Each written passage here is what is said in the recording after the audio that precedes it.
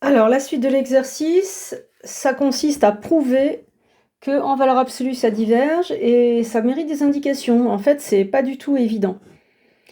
Alors, je déclare n dans n étoile, xn, c'est dans l'énoncé, c'est npi.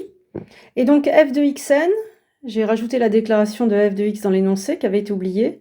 Ça devient donc intégrale de 0 à npi de valeur absolue de sin t sur t. Et je vous rappelle que, contrairement aux apparences, c'est pas considéré impropre parce qu'il y a un prolongement continu en 0. Donc on peut poser ça, voilà. Mais quand même, ça peut être bien de rappeler que c'est pas impropre parce qu'on a vu le prolongement par continuité. Alors, ce qui est demandé, bah, sincèrement, il suffit de l'observer, hein. Vous voyez bien que cette somme, quand vous démarrez à k égale à 0, vous faites intégrale de 0 à pi, puis pour k égale 1, vous faites intégrale de pi à 2pi, etc. Et si vous arrêtez à n-1, bah là, vous irez jusqu'à npi. Donc en fait, là, il suffit de dire qu'on l'observe, et d'après Schall. C'est Schall avec une intégrale qui n'est pas impropre, donc il n'y a pas de problème. La question suivante. Voilà, vous avez ici une intégrale, et on doit la minorer par quelque chose qui manifestement n'est plus une intégrale. Première remarque, k n'est pas déclaré. Vous me connaissez, j'aime pas ça. Bon, on va voir à l'usage. Manifestement, c'est à nous de le déclarer, peut-être. Et puis ici, 2 sur k plus 1 pi. Bon, bah k plus 1 pi, il est là. On le retrouve là. Comme d'habitude, je pense qu'il faut minorer l'intégrande de façon à voir apparaître cette quantité et que notre minoration donne quelque chose de facile à primitiver. Donc moi, je vois bien déjà la valeur absolue, là, elle ne concerne que sin t, parce que t, lui, il est positif. Moi, je vois bien une minoration qui utiliserait le fait que 1 sur t est décroissant. Comme ça, sur mon segment, je vais pouvoir utiliser mes bornes avec la monotonie. Et puis, il me restera du sin t à primitiver en valeur absolue, et je pense que c'est gérable, parce qu'on est sur des intervalles de longueur pi, et donc on devrait pouvoir gérer. On est sur des intervalles où le sinus a un signe constant. Et donc, une fois cette réflexion faite, eh bien, moi, ce que je propose, c'est de démarrer avec k entre 1 et n-1 pour éviter quand même 0, parce que, je sais pas, je le sens pas, quoi. Travailler avec 0, c'est prendre le risque de faire apparaître une impropre qu'on maîtrise pas. Donc, puisque k n'est pas déclaré, eh ben, on fait un peu à la méthode physicienne. On déclare ce qui nous arrange et qui contourne le problème. Donc, j'avais remarqué que 1 sur t était décroissante sur ce segment. J'ai donc une minoration de l'intégrande sur k pi, k plus 1 pi, j'insiste. Et donc, je peux passer à l'intégrale, qui n'est pas impropre, puisque j'ai évité 0. Et donc, mon intégrale entre k pi et k plus 1 pi, elle est plus grande que cette fonction-là.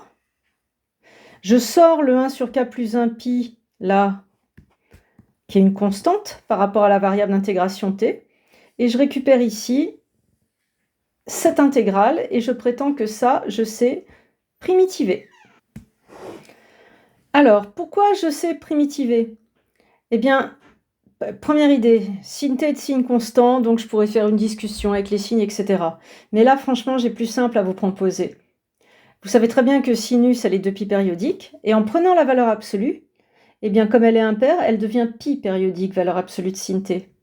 Or, une fonction t périodique, l'intégrale sur une période, c'est-à-dire ça, c'est toujours égal à l'intégrale entre 0 et t de f de t dt, que l'on pourrait noter comme ça. Vous le comprenez bien, intégrer sur une période, c'est de prendre l'aire d'un motif qui se répète, donc peu importe les bornes, du moment que la longueur de l'intervalle sur lequel vous primitivez, c'est t. Et donc là, ça tombe bien, parce que entre k pi et k plus 1 pi, en fait, la longueur de cet intervalle, ça fait pi. C'est une période complète. Et donc, on va pouvoir se ramener à la période par défaut plus simple, qui est 0pi. Voilà. L'intégrale ici, sur un intervalle de longueur pi, c'est l'intégrale de cette période par défaut 0pi. Et sur 0pi, valeur absolue de sin t, c'est sin t, puisqu'il est positif. On primitive, et on trouve 2. Ça vous permet d'obtenir le résultat final où on a choisi de déclarer k entre 1 et n-1 pour éviter 0. Et puis on verra si ça suffit ou pas à la question suivante. Dans la question suivante, on vous demande d'en déduire que f de xn diverge vers l'infini. Donc regardez, là on a clairement la connexion. F de xn, c'est cette somme des intégrales, et les intégrales ont été minorées, du moins à partir de k égale 1. Donc moi, je pense avoir une stratégie. F de xn, je vais mettre à part k égale 0. Puis, je vais écrire ma somme de 1 à n-1, et pour chaque terme de la somme, je vais minorer. Et normalement, ça devrait bien se passer. Donc voilà le résultat du calcul. Donc ça, c'est quand je fais k égale à 0. Ça, c'est ma somme qui du coup part pas à 0, elle part de 1 à n-1 et j'ai remis l'intégrale dedans. Alors pour qu'ici ma somme soit cohérente, ça serait bien de déclarer n un petit peu. Ce serait bien que n-1 soit pas plus petit que 1. Donc je propose de déclarer n supérieur ou égal à 2. De toute façon, l'objectif, c'est de faire tendre n vers l'infini, donc j'aurais même pu prendre n au voisinage de l'infini. Là, j'ai simplement réécrit, et ici, j'ai utilisé mon minorant. Puisque chaque terme est plus grand, chaque terme ici est plus grand que ça, eh bien la somme des termes est plus grande que cette somme-là. Et ça se récupère ici, le supérieur ou égal. J'ai fait un petit changement d'indice. J'ai posé k' égale k plus 1, ce qui fait que ma somme devient de 2 à n de 2 sur k pi. C'est parce que je veux vous montrer qu'en fait ici, on obtient une somme et on connaît sa limite.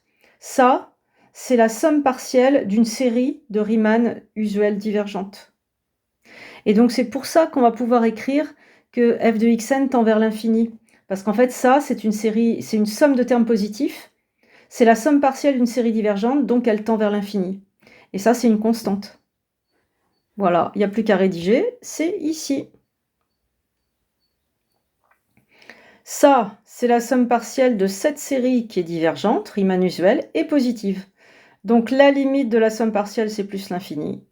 Et donc la limite de f de xn qui est plus grande que ça, par minoration, c'est plus l'infini.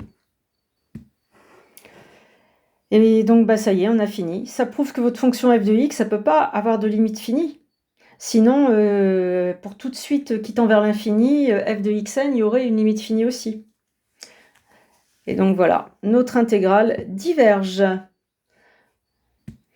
Ce que vous devez comprendre avec cet exercice, c'est que c'est vraiment un exemple de référence. Il faut savoir tout refaire. Aussi bien la convergence grâce à l'IPP que la divergence en valeur absolue. I, c'est notre exemple de référence d'une intégrale que l'on appelle semi-convergente.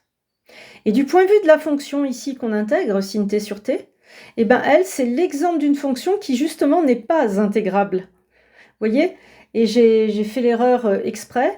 En fait, vous pourriez penser qu'elle est intégrable parce que son intégrale existe, mais c'est pas ça la définition d'intégrable. Une fonction intégrable sur un intervalle qui n'est pas un segment, c'est que l'intégrale de la valeur absolue est convergente. Et là, c'est pas le cas. Donc typiquement, avoir une intégrale qui existe ne veut pas dire que la fonction est intégrable. Ça ne correspond pas à la définition choisie. Il faut parfaitement maîtriser cet exemple. À bientôt pour d'autres exos.